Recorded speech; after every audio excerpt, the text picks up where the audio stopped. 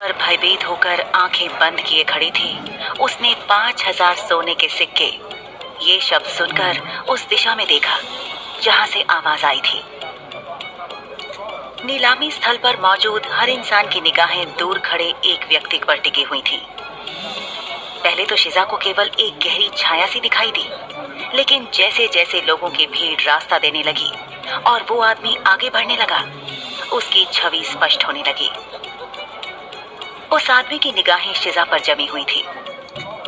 शिजा ने अपने गांव और आसपास के कस्बे में बहुत सारे सुंदर पुरुष देखे थे, लेकिन इस आदमी की किसी से कोई तुलना नहीं की जा सकती थी। धीरे धीरे चलता हुआ जब वो मंच के करीब आया तो शिजा ने देखा कि उस आदमी की आंखें बहुत गहरी लाल थीं। ध्यान से न देखने पर वो लगभग काली ही लगती थी। यानी ये आदमी एक शुद्ध रक्त वाला, ऊंचे खानदान और रुतबे वाला पिशाच था। उसकी आंखों पर घनी भौहें, उभरे हुए गाल, चौड़ा माथा, ऊंचा कद और बेहद आकर्षक नैन नक्श, सब मिलाकर उसे सबके आकर्षण का केंद्र बना रहे थे।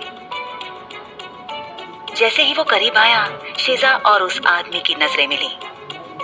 शिजा ने देखा कि उसकी गहरी आंखों के पीछे कुछ खतरनाक छुपा था, जिससे वो सतर्क हो गई। तिनके नुमा लकड़ी का एक छोटा सा टुकड़ा था जो उसके होंठों के किनारे से दिख रहा था, और वो आदमी इसे लगातार डेंटन से चबा रहा था। वो आदमी मंच के पास आकर रुका और उसे देखते ही पिंदा घबराहट भरे स्वर में अभिवादन करके बोला, सलाम शार्दुल शाह साहब, क्या आप इस गुलाम को खरीद रहे हैं? उस आदमी ने उस शिजा पर से अपनी निगाहें नहीं हटाई, जो उसकी तरह उसे ही घूर रही थी। यानी शिजा और शार्दुल इस वक्त लगातार एक दूसरे को घूर रहे थे। पिंदा को लगा कि शिजा की नजरें न झुकाने से उसके मालिक को गुस्सा आ रहा था। पिंदा ने शिजा के सिर को जल्दी से नीचे धकेल दिया ताकि वो कुलीन शुद्ध पिशाच के प्रति कुछ सम्मान दिखाए। शिजा का सिर झुक गया और उसका शार्दुल के साथ बना हुआ आई कांटेक्ट टूट गया। उसने पिंदा की तरफ देखा और बोला,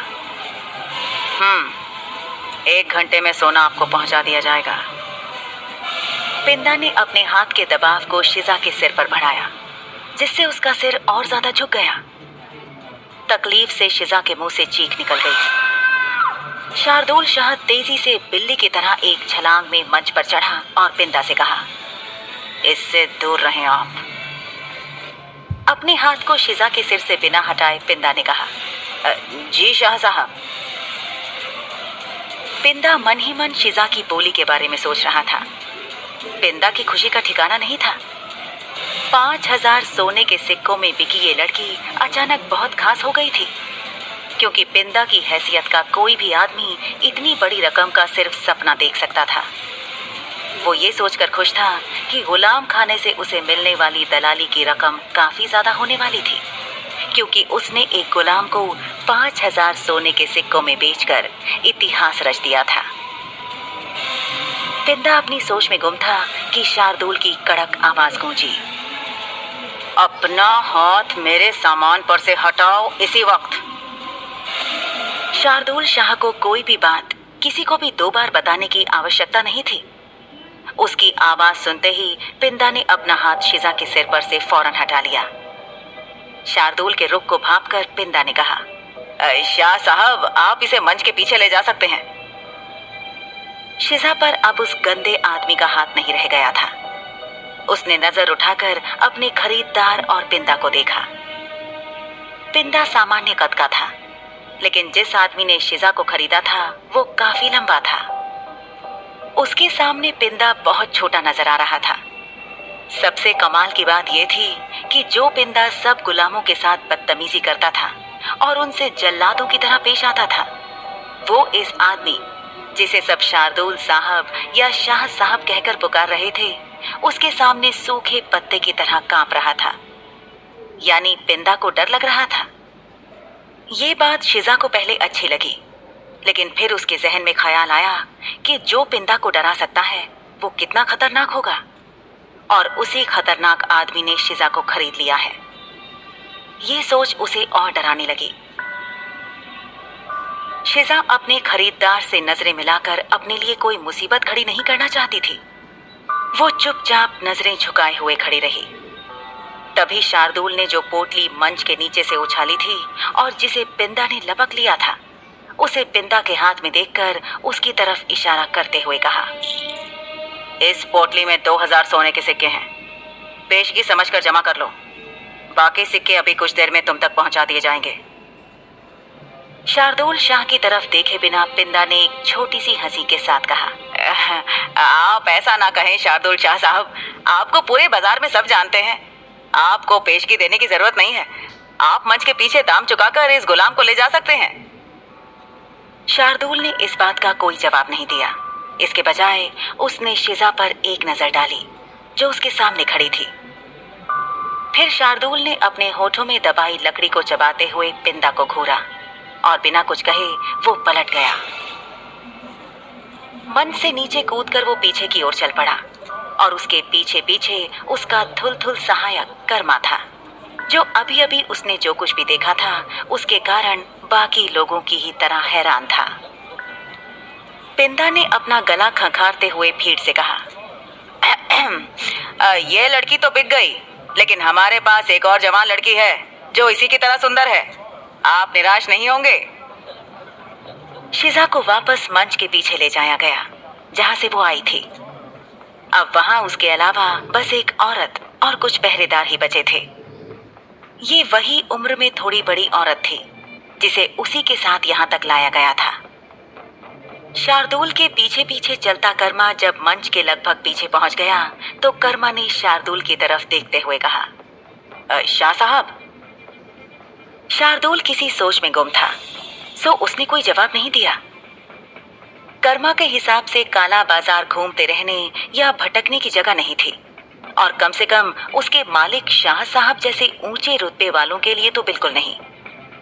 अगर शाह साहब यहाँ ना आने वाले होते तो वो खुद कभी ऐसी जगह पर कदम भी नहीं रखता। यहाँ के लोग जैसे दिखते थे वैसे नहीं थे। यहाँ सिर्फ इंसान और पिशाच ही नहीं थे जो घूम फिर रहे थे। इस इलाके में सफेद चुड़ैलें और काली चुड़ैलें भी थीं, और कर्मा को उनसे बहुत डर लगता था। चुड़ैलें बिना वजह दूसरों को सताने के लिए जानी जाती थीं। खास तौर पर इंसानों को परेशान करने का कोई मौका वो नहीं छोड़ती थी। वो जानवरों और इंसानों को काट पीट कर, उबाल कर, अलग अलग घोल बनाकर बोतल में बंद कर कर दवाई के नाम पर बेचने के लिए कुख्यात थी। कुछ दूरी पर खड़ी एक महिला काफी देर से कर्मा को इशारे करके बुला रही थी, जिसे उसने अनदेखा कर दिया क्योंकि उसे यहाँ के लोगों पर रत्ती भर भी भरोसा नहीं था। कर्मा ये सोच सोचकर भी हैरान था कि कैसे उसके मालिक ने एक अदना सी गुलाम लड़की के लिए एक पल में 5000 सोने के सिक्कों की बोली लगा दी थी। जब कर्मा ने शार्दुल साहब को बोली लगाते सुना था तो उसकी आंखें फटी की फटी रह गई थी। तभी कर्मा ने देखा कि शार्दुल शाह ने लड़की की कीमत मुख्य पहरेदार को चुका दी और उसे आवाज दी। वो भागकर शार्दुल के पास पहुंचा। शार्दुल ने कहा, जल्दी करो, बग्गी निकलवाओ, हम अभी घर के लिए निकलेंगे। इतना कहकर शार्दुल ने अपने मुंह में दबाई लकड़ी को थूका और अभी अभी खरीदी गुलाम लड़की को देखने पहुंच गया। कर्मा सोचने लगा कि सुकून देने वाली जड़ी बूटी तो अभी खरीदी ही नहीं, जिसके लिए इतना लंबा सफर करके वो यहाँ तक आए थे। बहरहाल अपने सर को झटककर वो शार्दुल साहब के हुक्म के मुताबिक कोचवान को ढूंढने चल पड़ा और जल्द ही शार्दुल की आंखों से ओझल हो गया। इधर शार्दुल मंच के पीछे पहुंचा और उसने शिजा पर भरपूर नजर डाली। ये यकीनन वही लड़की थी। शार्दुल को लगभग एक हफ्ता पहले लयालपुर के पास के गांव से गुजरते वक्त देर शाम को तेज बारिश में उसने इसी लड़की को एक छोटी सी दुकान पर भीगने से बचने का जुगाड़ करते देखा था।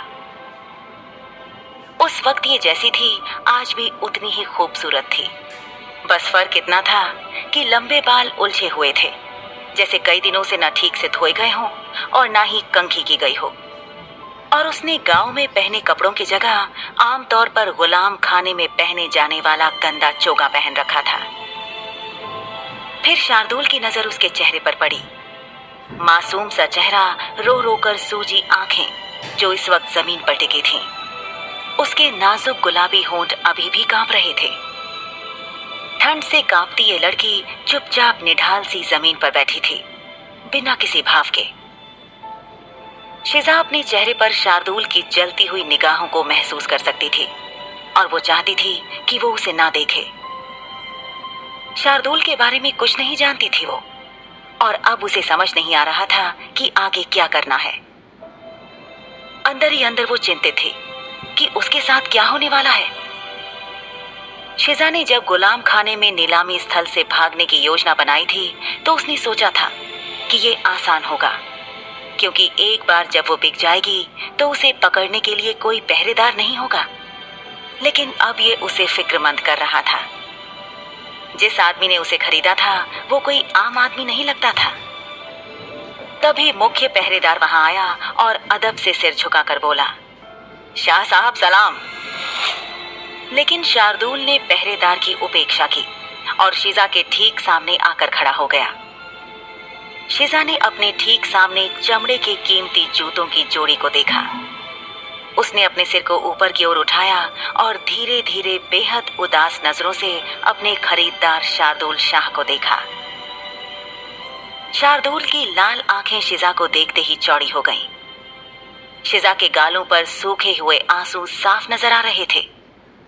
इन सूखे आंसुओं से फिसलकर शार्दुल की नजर शिजा के होठों के किनारों पर पड़ी, जहां हल्का सा कटने का निशान था और खून जमकर सूख गया था।